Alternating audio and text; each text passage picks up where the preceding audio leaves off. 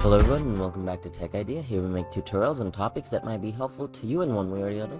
And today I'm going to be clearing up a confusion that a lot of people have, and that confusion is Geforce now available on iOS? Now, the answer is yes, it is available on the iOS, and you can download it straight from the iOS Safari browser. Or you can just download it from your Mac OS.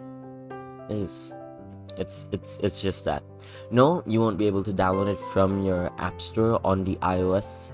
You will have to use the Safari app on your iOS to on your iPhone to be able to, on your iPhone or iPad to be able to play on the Geforce Now.